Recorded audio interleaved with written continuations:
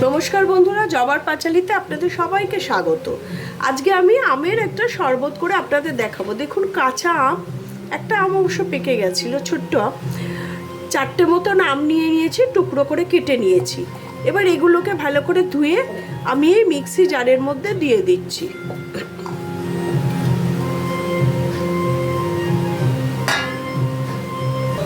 এবার এটাকে আমি পেস্ট করে নেবো।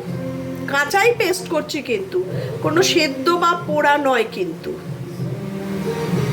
আচ্ছা দেখুন, আমার পেস্ট হয়ে গেছে পুরো কাঁচা আমটা। এবার এর মধ্যে আমি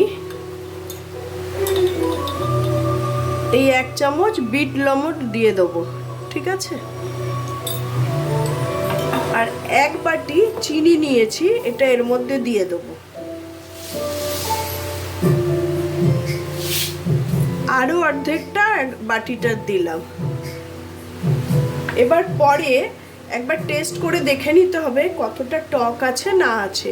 অনেকে তো অনেক পুরো টক, মানে বেশি টক খেতে পারে না, তাই এটা যে যার মতো নিজেদের মতো চিনিটা মাপ করে টেস্ট করে একবার দেবেন, ঠিক আছে? আমি এটাকে আর একবার ঘুরিয়ে নেবো। আচ্ছা, হয়ে গেছে পেস্টটা।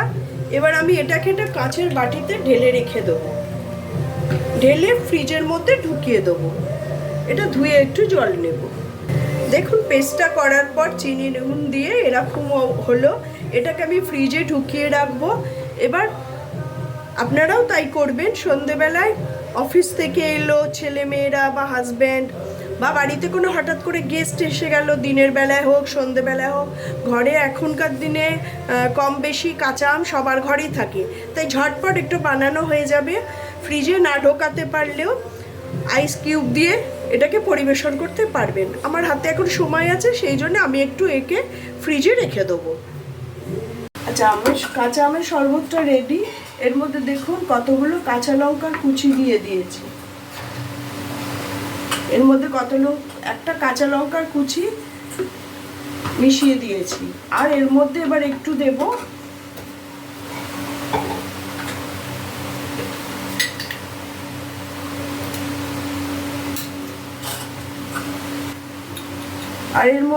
একটু ভাজা মশলার গুঁড়ো।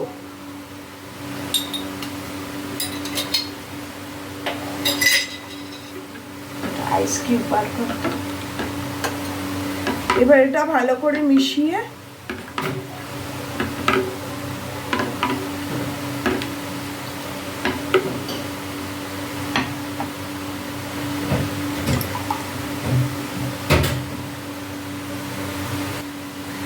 দেখুন,